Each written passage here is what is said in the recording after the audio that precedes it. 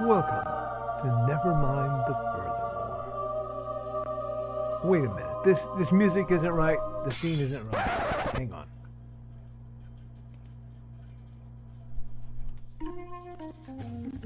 That's more like it. And now it's time for the show for all creatives. Nevermind the Furthermore.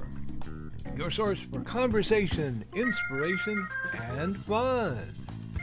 With your host, Nicholas Anthony Tockert. He's an artist, a writer, a swordsman, and a game designer. He knows how to use the sword and axe in historical battles without anybody getting hurt too much. He's also the Manatee Man, master of marketing. And he may even have a guest or two. One thing, though, to be certain. Just don't call him a cryptid. With that, it's about time for the show. So sit back, enjoy, and have some coffee and chat with us.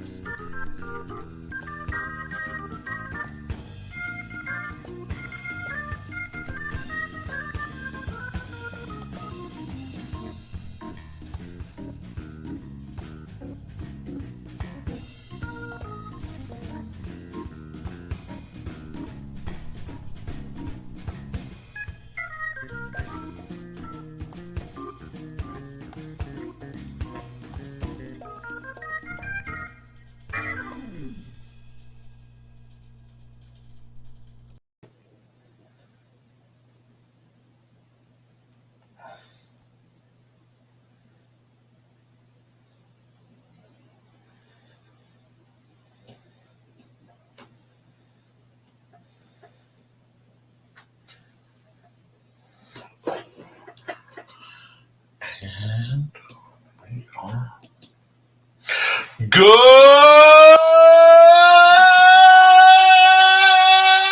morning, Nevermorians.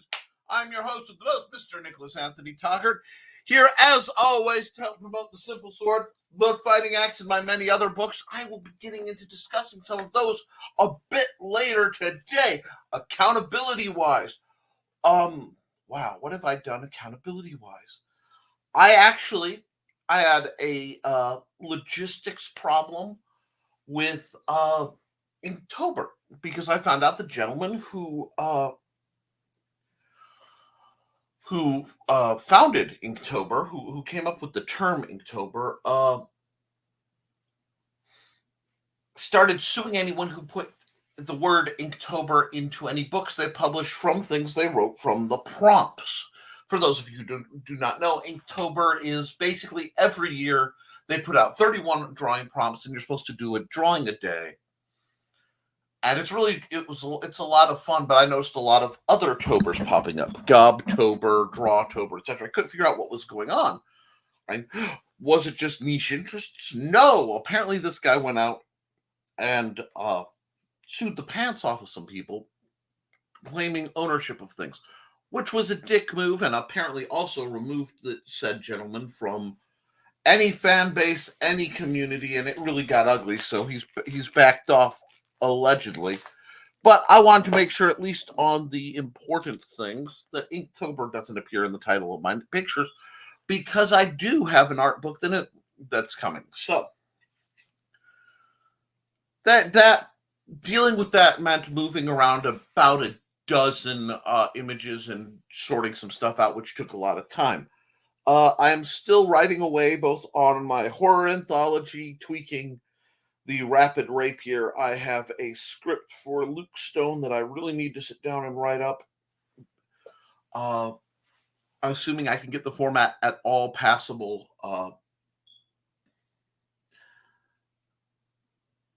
We'll just have to see how that goes. It's been a long time since I've written in that format.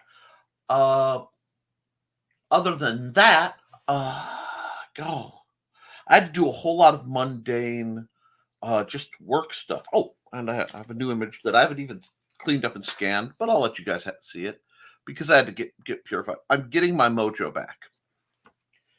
And since I'm getting my mojo back, which happens every so often, I'll have a really bad ADD day where my brain just doesn't want to work, or I'm in a lot of pain, or both. There's a big storm front passing by right now, so my world is a little discombobulated. But beyond that, and frankly, a mellow Tuesday, because Tuesdays are my mellow day. You have to have one day where, as creators, you let your brain go a little fallow. You just have to breathe a bit. And Tuesdays are my day of the week. I don't broadcast. I try not to hop on shows. I try to just take that day to work around the house and chill. And you know what? As I say that, while some people will go, uh, that's that's lazy or whatever, and there's a temptation to feel that way. It's also very, very crucial that you have a fallback. That you not, it's not fallback. I'm sorry, I'm so used to talking about that. My brain goes there. But you have a fallow day. You have a scheduled time where it's like, no, I'm going to do some housework. I'm going to hang out with my fam. Nothing's going to interfere, because other days of the week get real convoluted real fast. So I become oddly protective of my Tuesdays. And I wonder if establishing and maintaining boundaries is a good part of the accountability we have to do. I had a long talk actually with Luke Stone, of course, and a few others, and about projects and how deadlines need to work, and uh, patience. You have to be patient in this field when you're working and commiserating something with others, but you also have to have hard lines where it's like, okay, I've done my part of the project. Either it's a commission gig where I've done it, you know, some unkind things have been said about my person and some bullets exchanged, so I'm going to make this very simple. We do the job, we get paid. That mentality, that very Mal mentality, is core to my being. What I ask in payment may shift dramatically by my mood, situation, and leanings, but there has to be fair, and that's there. There's no problem with me and Luke, by the way. This is just something that was being discussed because some people think if you do a job for them, you then work for them forever, and that's not true either. You have to have an out on a thing. So balancing that and balancing what you're going to do in collusion, but yeah, kind of in collusion in with people, that you share your IP and the process with, versus being a one-man band. You have to balance this, and what you delegate and what you share of ownership of things. It's a fascinating process, and as an independent creator on many fronts, I've had to deal with that. But trying to deal with that can be a nightmare, an absolute horror. So that's what we're here today. I want to talk about, after I go through and catch up a bit with the chat, because I love my chat. I have the best chat online, and I know everybody says that, but really, you guys are phenomenal. And I have to promote Life on Quora, especially because I got to see the new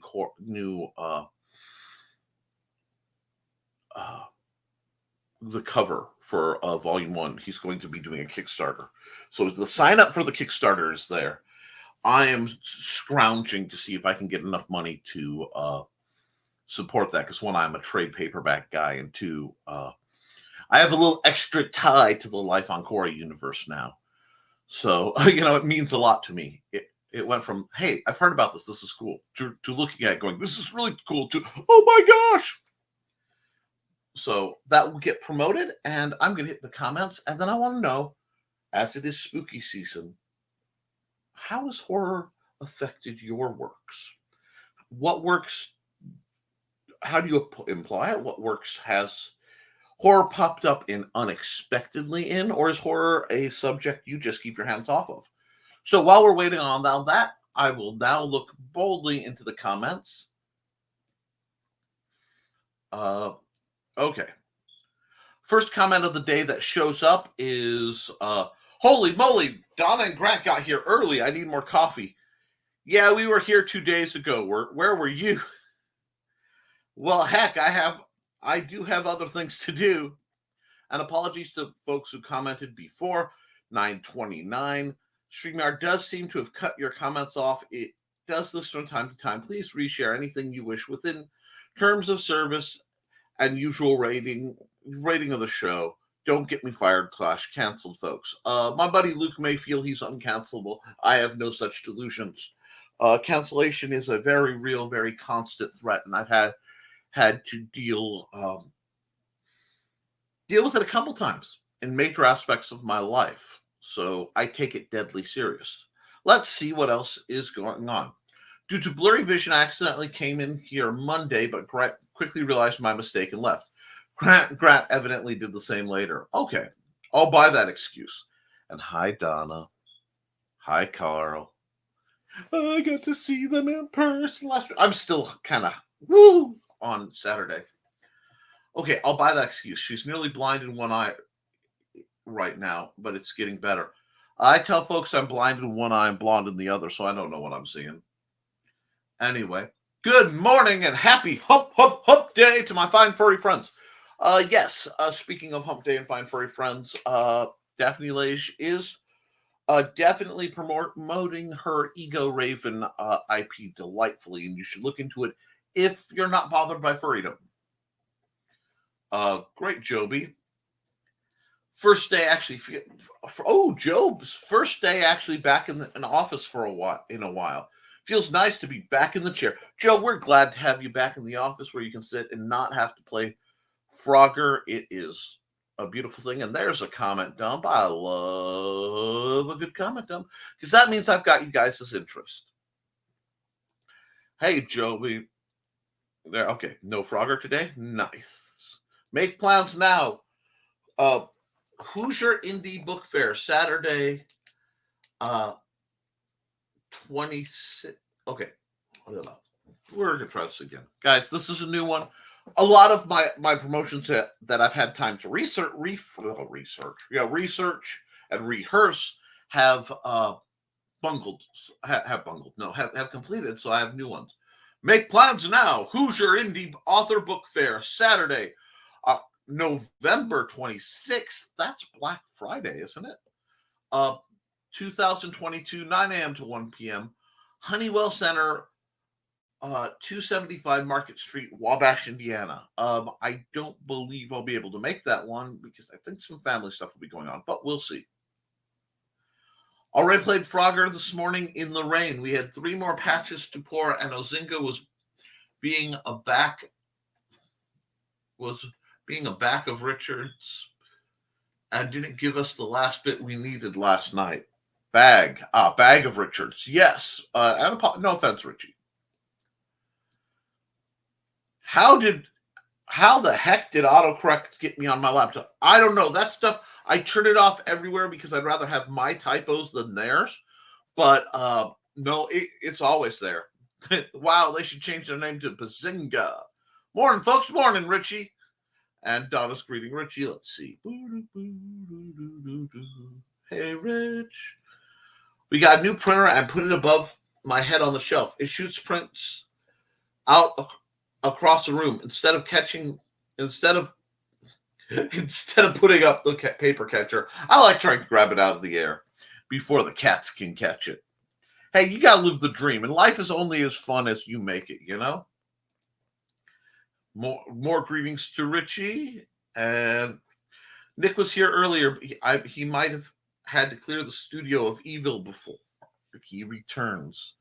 The sage burns. No, my wife is rather allergic to burning sage. It makes her very ill. The irony is not lost on me. No, I had to clear up an issue with a bit of a low blood sugar. I hit my breakfast on time. I was doing everything right, and I felt myself starting to crash hard. So I had to have a snack and take care of things away from the computer after dealing with the fact it didn't want to load today. So On that, if I get a little funny and I have to cut the show early, you guys know why. I'm okay. I am okay, but it's just I'm subject to weather and all sorts of things. And yes, please like, share, and subscribe to this video. Let me see. Do I have a like, share, and subscribe? I do not have a like, share, and subscribe banner. I need to make some new banners. Okay. And Donna, I still didn't do the Windows update. Dang it. Hope it doesn't kick in during the show. It kicked in last night, and I had my tablet plugged in. So naturally, I couldn't get on for about a half hour of fighting. If it does, I'll tell the chat and laugh at you, dancing and swinging to the theme music. Yeah, it's great theme music. Thanks for the sympathy, dear. Oh, see, that's what love looks like, folks. Anything for you, dear. Think I figured out what happened to your headphones, Donna. It was Nick. Yeah, I've been known to blow out the sides of things a few times in my day. Accountability. No work has been completed on any of my side tracks lately due to work, but I am closing out my construction project from last year, so that's a plus. And you know what? Sometimes you just got to put the day job above the dream job, Joe. And you work so hard for so many, no one can give you grief. Gentleman is a little sanitized and a major stretch. Well, that happens. And I try to be generous, especially when I am angry and speaking online. So, some of my tells, I warn people, if I get excessively polite and quiet, it's a good time to think about your actions. Dinktober. Yay, Joby. Very good drawing, Nick. Thank you. Yeah. I'm going to be doing a whole lot of fantasy stuff because I have a fantasy project that I have been working on for a very, very, very, very, very long time coming. And it means the world to me. So I really want to try to do it from the ground up. We're going to see how that goes. Working on the anthology, scribbling down more facts, and working on a ceremony and sermon for a wedding I'm officiating in November. Very cool, Richie. And I agree. And so does Carl. Good morning, Blue Teddy. I hope you're having a lovely morning. At Blue Teddy Narrations, and we're greeting. I don't like horror per se. I prefer suspenseful stuff. No blood and gore. Now, see, that's a great point. In my viewing, I have mentally kind of made a split between horror and like the gore titles. I do lean more into suspense. That's why I like the family friendly titles or the less gory titles. Because I think gore is too often it's a shortcut. It's lazy. And when people have to write something that's scary without having gore, it takes work, it takes effort, it takes timing. I recently saw, and I shared it around, a lovely interview with Alfred Hitchcock, actually, on the subject of frightening people, in part, and who he caters his movies to, and I'm a big Alfred Hitchcock fan. That's why I liked Richie put out a story, Nightcap, Rich Aswood. It's going to be in this anthology, which he's got a couple things coming out, and he's going to be publishing soon. So I'm dancing a jig right now because that means years of meddling are working. But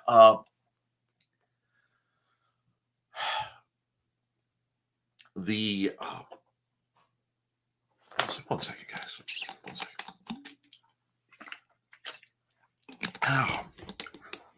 Had a lot of nightmares last night, so my throat is very dry. But the action of writing something scary and the slow build up, I find better in videos. Now, I can have gore and viscera in my books because my mind can select the level that I contemplate it, as long as it's not uh, excessive. And I do find that horror or suspense and horror tend to slip into any fiction I write, whether I mean to or not. It's like I see comedy and I see suspense slash horror as spices that go in most dishes. They're kind of like garlic and black pepper. You don't want to just chew on a garlic clove most of the time. I know some people who do, but it does enhance and bring out the flavor of the story if it fits. Uh, and I expected it when I wrote my book Eyes to the Sky, which is uh, something I'm immensely proud of and I don't talk about enough. Yes, it's set in the Big Stompy Robots universe. It's on Praxis 5, but it is a two-part. It's a uh, it's a story set in the current timeline, and I have to pull out I have a timeline where I've blocked out how things work in that universe. I actually have to rebuild it because my first one got messed up, but it's a story of a man who went to war and fought something unspeakable that no one knew existed. And in the time he went from when he finished that battle and survived, the war was lost around him, and he found out some things.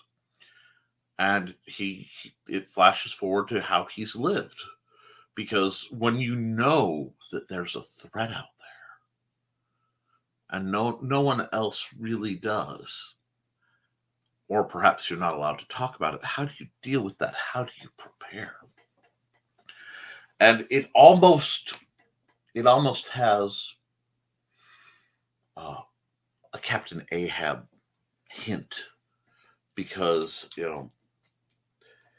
there's a knowledge, this is coming kind of thing. And I'm very proud of that story. I'm very proud of it because it got one of the highest compliments I've ever received from anyone ever. My father is a combat veteran.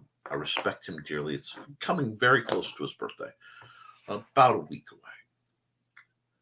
And he's a Vietnam combat veteran, tip of the spear stuff. I mean, Brownwater Navy, out past the land of assassins. I mean, hinky, shady. I put my fingers in his bullet holes kind of stuff as a kid. I've always had the fortune of associating with strong and deadly men in my life. And there's a difference between deadly and dangerous. But the stories read right to him. That's what he told me. It felt right. He actually carried the manuscript around and showed it to his buddies. And I don't think I've had a higher compliment than that. Because that wasn't just a parent, look what my kid did. That's not who my dad is. If it sucked, he would tell me in brutal honesty, because he believes in brutal honesty. But there's some scary stuff in there. And then in the second book, Small Arms. Small Arms is a story. I didn't even get to the scary stuff in the story. I didn't talk about, the horror in that, because I want you to read it. But is the classic, and I did not realize till just now how heavily Hitchcockian tropes affect me. The man in the right place at the wrong time, who nearly starts another corporate war and bungles his way in through a whole mess of things. Great fun.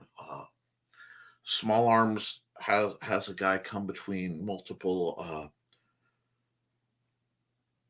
megacorps on Praxis 5. Same setting, in the city of New Sedona. And there are firefights and battles, and guy just trying to keep some kid he just met safe. and it's brilliant. And I'm looking forward because it laid an opportunity for me to do something else that will highlight some of those characters and some of the other things.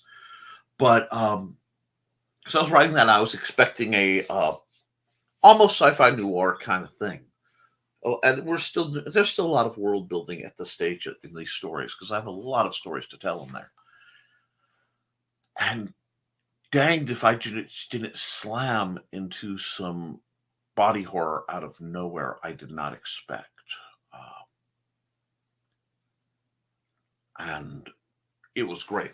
Now, come winter, when I am doing a little less, and as my mind shifts over because I overheat in the summer, the third big Stompy Robots book, I have actually I have 3 or 4 that are still in the works I've had to put aside. Has the title Designated Meat, as in MEAT, and I think, just from what I've seen of it, you guys will enjoy it. But I find whenever I tell a story, obviously I'm a DM, I'm a game designer. Horror is always there. Anytime you have something monstrous or evil, to depict evil, you need the measure of evil. So that's why I have horror in there. And it's a sliding scale because, it depends on the audience and what I'm trying to accomplish. The horror that appears in the game that I run for the teenagers at Earl Park Public Library is radically different than the horror that appears, say, in the games I might run for my friends, who are all basically middle-aged or approaching middle-aged adults, or beyond. I have some who are far beyond middle age, which I hate to put that way, but it's true. Horror is important. I think it gives us reasons. I want to see what else you say. I've got comment dump, and I'd like to get back into it to see what you guys say. Hey, Blue, forgot that was today's show. How has horror affected the work of the guy working on a werewolf book? Yes.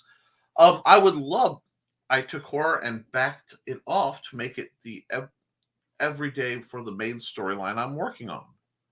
And yes, please don't forget to like this video if you like it, that is. If not, I think the dislike button still functions. And I'm a big fan of it. You tell me. Get on here and tell me what I'm doing wrong. I'm serious. If you disagree with me, please, let's have that interaction. Because that interaction is what's going to make this better. This is meant to be educational. I don't take offense at a dislike. I certainly don't take offense at somebody sharing it around, putting me on blast. If that's what you feel you have to do, I understand that. But I do try to be respectful and ask that you be respectful. That being said, like, share, subscribe, ring the bell so you don't miss anything. Joe, I'll be back. Need both screens to be able to get this contract closed today. See you all in a bit. Of course, get your work done. Good morning. Good morning, Cameron Christopher Payne. Lamau about the sage. Yes, she, the burning sage makes her rather ill. And I think it's humorous because we've had to leave certain shops, and she can't go into certain shops because they sage so heavily. And I find that funny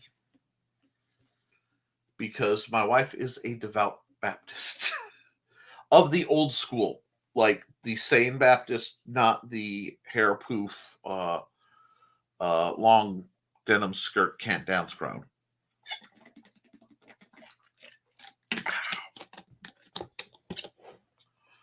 Yes, Hitchcock was a master of suspense, and I really, perhaps unjustly, I use horror and suspense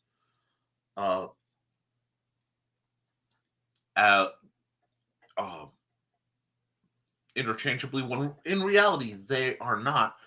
But I think you need both to make it work right. That's why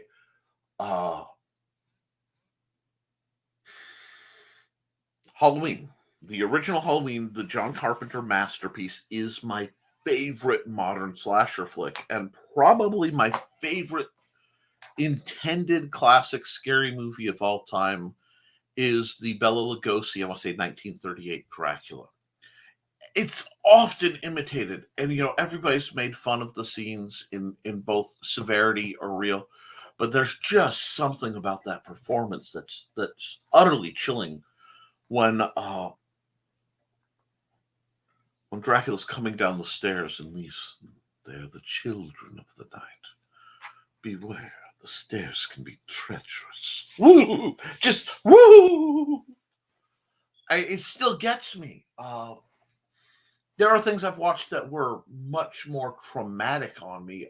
Event Horizon springs to mind, largely because I didn't expect that. I thought it was going to be a sci-fi flick, not, hey, this is a precursor for the grimdark universe of Warhammer. But it's really, really great. Yes, yes, yes. Horror is wonderful because it can mean something different to all folks. Take Time Enough at Last from the Twilight Zone. That was freaking horrific to me. Yes! The story of a man who just wanted to read alone. He's the last man in the universe. Last man in the world, has all the books, and he breaks his glasses and can't see. For me, to this day, the scariest story I ever read was Flowers for Algernon. And I say that frequently, and people don't believe me, but that shook me to my core in terror. And terror, maybe that's good, because you have horror and you have terror and you have suspense, and maybe terror is the word that branches the gap. The classic Vincent Price movies. Some can be funny, some can be just little chillers. House on Haunted Hill. Basically, all the William Castle things. The Bat. There are some of those where you especially go in film noir, where noir and terror and suspense all overlap, that will still chill you decades, nearly a century after filming. That's saying something. That episode where the guy was a bibliophile, the last person on earth that breaks his glasses. Yes. Garlic is evil. Good morning, Johnny Cage. Garlic has its place, but I understand.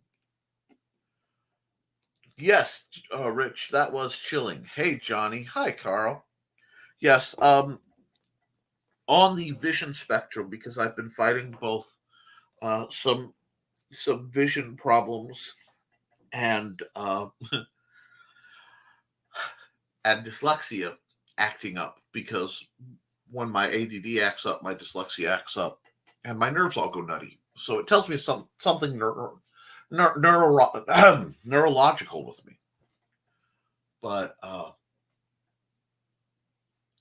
I bought a copy of the King James New Testament in 24 font, huge, so I can read it easily. I take my glasses off, and I can read it, and the letters stay put. I wish they'd do the rest of the book in it. But I can read other fonts just fine, but I like having... I ordered that. I'm very glad I did, because it's very, very large font. Hi, Johnny. Everybody's glad to see Johnny. Well, Johnny, you can't come to my house. I'll say vampires avoid it. Yeah. Although, you do know that garlic is an anticoagulant, so it makes blood flow easier.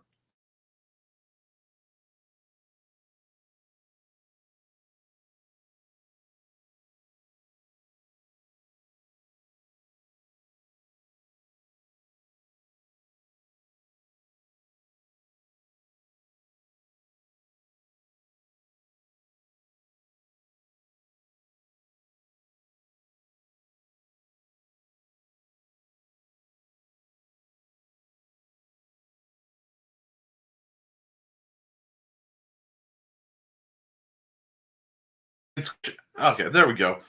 Sorry about that. There's a windstorm kicking up, and apparently my internet has gone to pot. One second, I have to do something parental.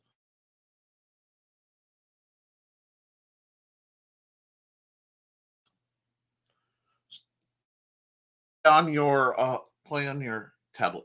Okay, bud. Anyway. So my internet, okay, it's starting to come back alive. We just nearly lost internet for a while. So if I get bumped off, I apologize and I'll end the broadcast. But we've had to do that. Had a moment like that. One of my highest moment had a moment like that. One of my highest compliments I received was this morning on Nightcap. It's an amazing book, book story. It's an amazing. It's that hook that hits you because I did not see it coming. Johnny freaking Cage needs to read Nightcap. I will not stand for vampire speciesism. Good morning, Grant. Welcome back. We love garlic here. Good morning, Grant. Grant is back. He's back again. Hi, Rich. We got green threes. I love vampires. I love garlic more. That's funny. I have. Wow. I probably should admit this. That first novel I wrote that never got published. That, oh my God. I have been bothered to wade my way through that monstrosity. Is an urban fantasy horror book, and I actually am working on a sequel set in that universe. So I may have to revisit it, and it's kind of scary because there are vampires and lycanthropes and all sorts of stuff. It's very. The first edition that I have right now, the first manuscript is it borders on cringe, but I don't know if it's cringe in a good way because it was written by a much younger Nick who did not have the universal experience that I had yet. We'll see. That was the truth. Nightcap was a great story. It really was.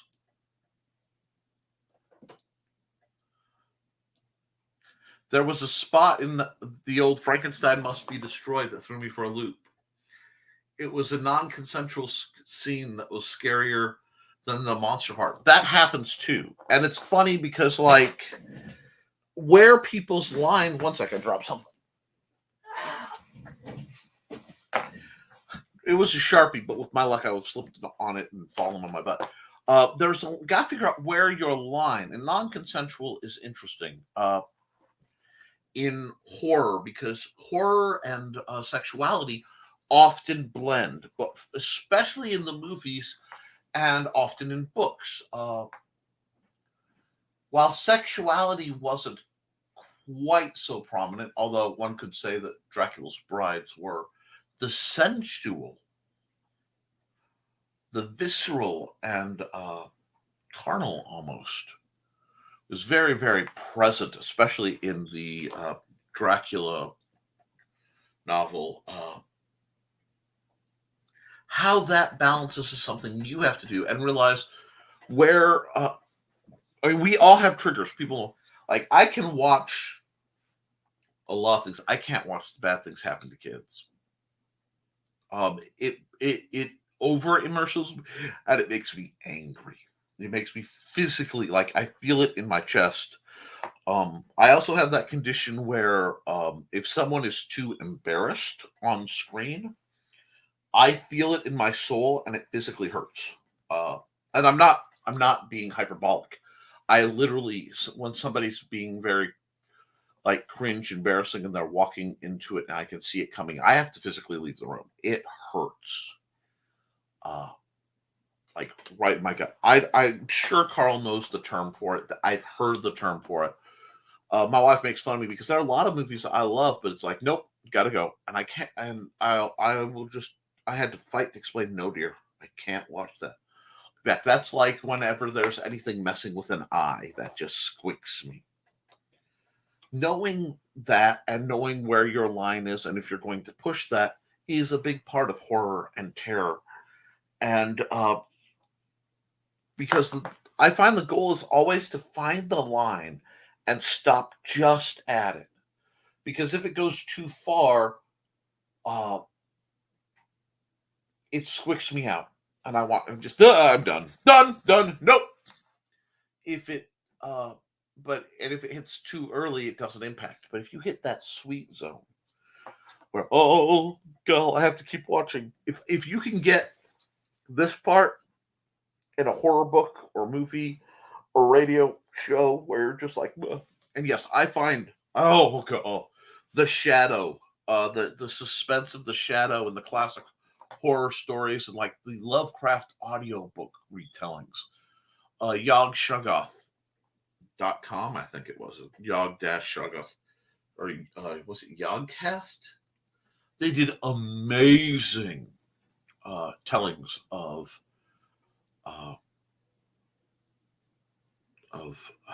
Lovecraft stories. And a good story, a good horror story is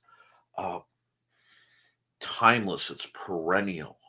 It will always scare because it hits the key buttons. That's why the rules of it are so important. We have Good Day Bonzer. And, I haven't run any commercials. I'm nearly 4 minutes in. Sorry, about 40 minutes in. And it's a Wednesday, so I'll probably go late. There goes my stylus again.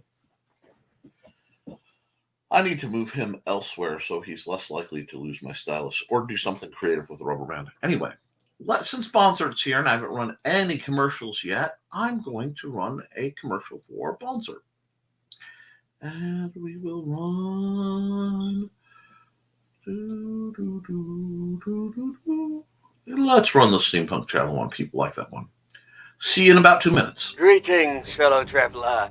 I am Dankard Lexicon. You're either here because somebody directed you here, or because of the strange currents inside the algorithm. In either case, welcome to Radio Retro Future, where we talk about steampunk and other forms of retrofuturism in pop culture. What is steampunk? Well, I'm glad you asked. Steampunk is a combination of science fiction and alternate history, wrapped in a delicious dough of Victorian pulp fiction and modern-day pop culture tropes. You still want to know more? Go check out our ongoing Steampunk Beginner's Guide, the series which explores the genre, aesthetic and culture. Or you can check out the community's musicians, inner teledrama, steampunk music for Fallout. Yes, a actual steampunk-themed radio station for the game Fallout 4 that is part of the mod Old World Radio 2. Or you can check out the Radio Retro Future podcast, where we have interviews with writers and other types of creators within the international community. On our second channel, the Retro Future Research Foundation, on the other hand, we have story videos like Tales of the SCP Foundation, readings of Lovecraft and related writers, lore explanation, and hopefully our very own narrated series of our original short stories called The Association of Ishtar. If you can't wait for the narrations, you can read The Association of Ishtar by following the link down below. That is what we do in a nutshell, and if you want to get involved, join our Discord community where stuff happens. And with that, ladies and gentlemen, I'm gonna bid you adieu. And as always, make things your way.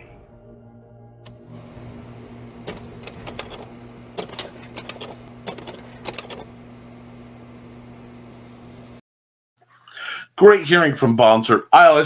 He went right into talking about Lovecraft streams. I totally wasn't making sure that this time of year, my favorite little machete is handy. Had nothing to do with anything. I mean, what? What are you talking about? Hey there, Michaela. I hope your day is going groovy. And the plans all work out like they were written for a movie, don't you know? I gotta stop before I get sued on my show. Oh, don't you know? Michaela! Hi. Hey, Bonsart, is there a link for that for Scars? Scars. Oh, boom. And scars. I am made of scars. This one's for God. Thank you for that, earworm. Anyway, Wow, I went from Hey There Delilah to Stone Sour Scars in like 3 seconds. That's a mental snap. That would be horrible.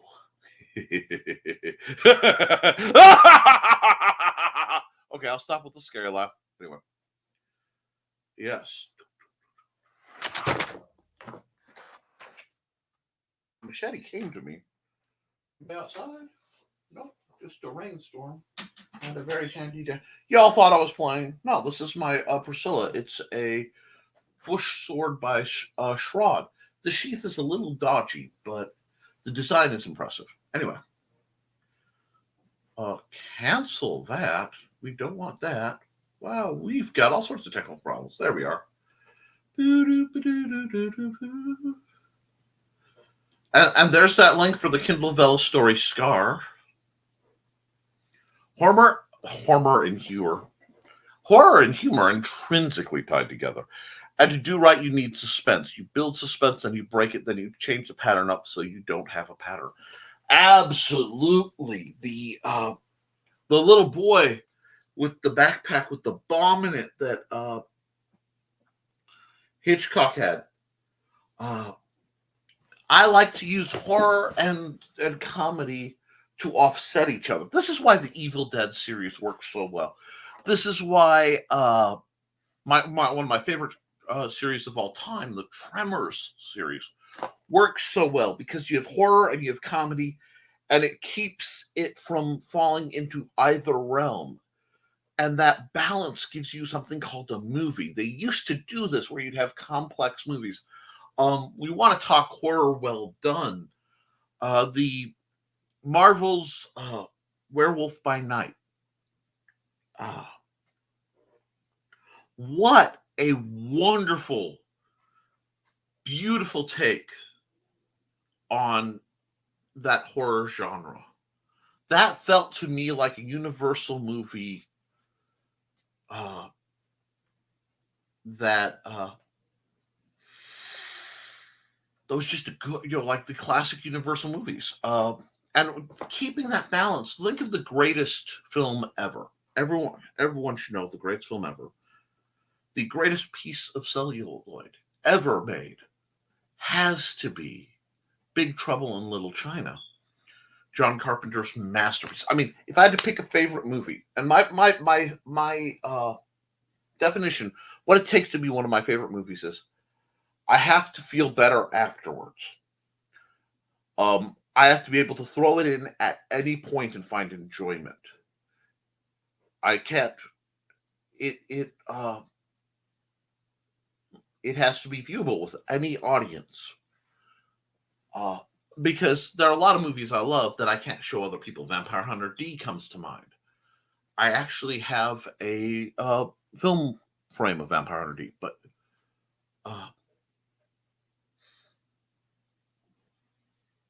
Big Trouble in Little China balanced comedy, horror, and adventure. There was still suspense.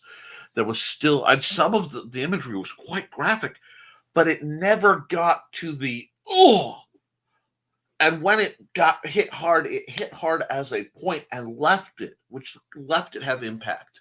That's why the 2 or 3 really gross scenes, the goofy quasi beholder dude and Thunder Is Not Stopping, really hit.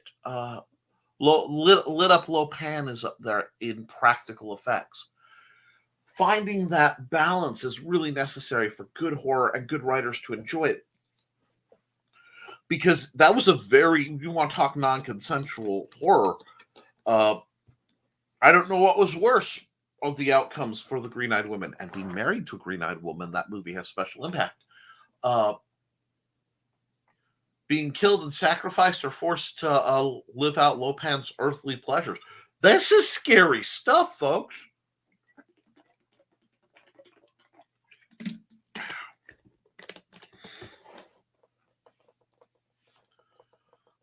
Hey, Mick. Morning, Michaela. You break suspense by humor or scare. Whoops. Sorry, Jones. And you can't keep the same beats to the same pattern. That's why folks will go with gore so they don't have to work so hard. Exactly. I have a ton of garlic growing in my greenhouse. Awesome. I love garlic. Yes, I briefly did glitch out the windstorm mess. I broadcast through the silo out back. So when the wind gets going, sometimes I have problems. It's really interesting. Ooh, it's really interesting. This is Blue Teddy narrations for the folks who listen to the show. It's really interesting the different things that can frighten people. For me, watching I Am Legend was terrifying because of the empty, lonely feeling and the lack of score, and well, him being alone. Yes, that is a mental, uh, a mental uh, break, a horrific thing that suddenly I'm alone. Being alone when you're expecting not to be, or being not alone when you're expecting to be, are the two biggest core scares that I find. Most things overlap on either of those. I need one moment for a parental break. So give me a second and I will run a commercial. Let me go. I need a slightly longer one for this that I haven't run in a while. 1 second. Yeah, we're going to go here.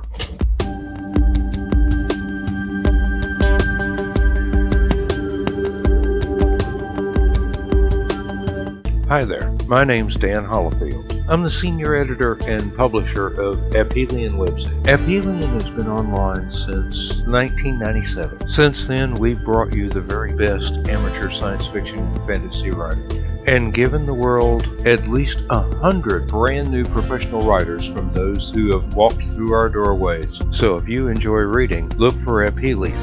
That's www.aphelion-webzine.com. A quick Google of Aphelion-webzine will give you everything you want to know, plus 20 years worth of our backlog of files, our archive of stories stretching back until February of 1997. Think of Aphelion as a permanent floating writer's workshop dedicated to helping new writers become proficient enough to become professional writers and best-selling writers. We have over 100 success stories to our name, and if you're an amateur writer, you may be our next triumph. And if you just like to read stories, we've got plenty of them for you. Just come on by and visit. Thank you very much. Have a good day.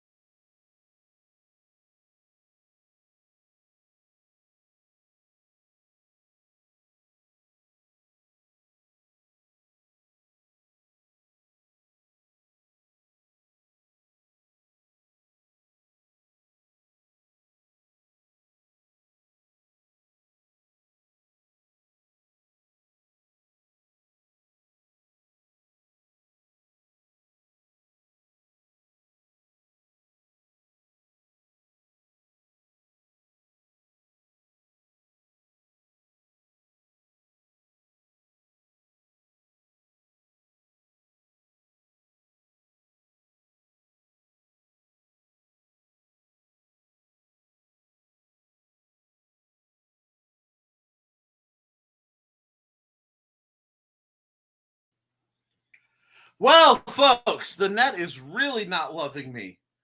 We'll keep going at this, and then we'll probably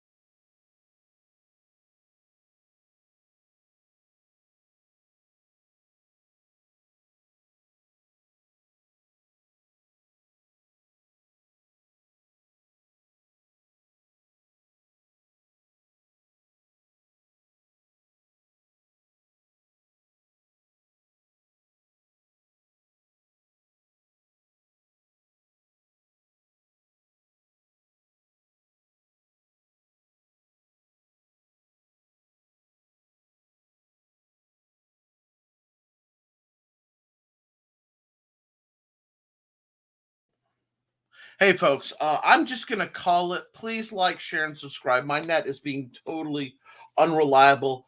And we will finish up this conversation Friday on Nevermind the Furthermore. I just don't want to lose you guys again and have you sitting at blank screen. Love you guys. Seriously, great seeing you, Glenn. So let me check all this out. The weather is getting at me. So have a wonderful night. Keep writing. Write, draw, do what you can, because you can always edit what you have, but you can't edit a blank page. I will see you all very soon. Love you guys. Sorry about this. And there goes the net. Let's get out before I can.